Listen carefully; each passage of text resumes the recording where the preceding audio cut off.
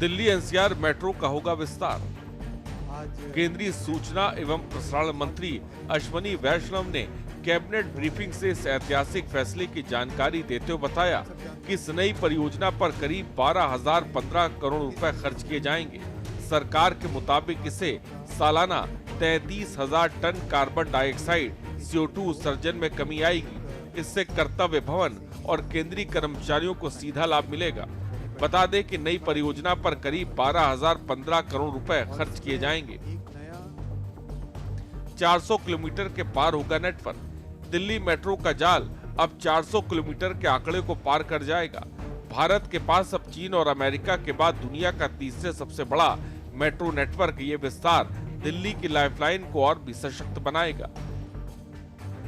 परियोजना की मुख्य बातें: कुल बजट 12,015 करोड़, लंबाई 16 किलोमीटर का नया कॉरिडोर, स्टेशनों की संख्या कुल 13 नए स्टेशन, समय सीमा प्रोजेक्ट को 3 साल के भीतर पूरा करने का लक्ष्य।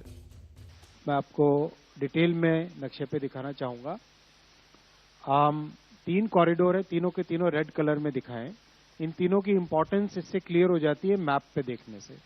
हम पहला देखें, अगर एरोसिटी से टर्मिनल 1 को कनेक्ट करने वाला टर्मिनल 1 करीब करीब कंप्लीट होके एक अपने नए शेप में आ गया है। तो terminal 1 will be carrying many more flights in the near future. So this corridor will connect the terminal 1 with Aerocity. Aerocity gets connected with the orange line, जो दिल्ली का सिटी सेंटर है, शिवाजी नगर, शिवाजी स्टेशन, वहां से सीधा एयरपोर्ट पे आता है। Terminal 3 की कनेक्टिविटी पहले से है और अब कनेक्टिविटी एरोसिटी से इंटरचेंज लेके टर्मिनल 1 से कनेक्टिविटी हो जाएगी। क्या होगा लाभ? आपको बता दें कि इस परियोजना का सबसे बड़ा पर्यावरण को लाभ होगा। सरकार के मुताबिक इससे सालाना 33,000 टन कार्बन डाइऑक्साइड उत्सर्जन में कमी आएगी। इससे कर्तव्य भवन और केंद्रीय कर्मचारियों को सीधा लाभ मिलेगा।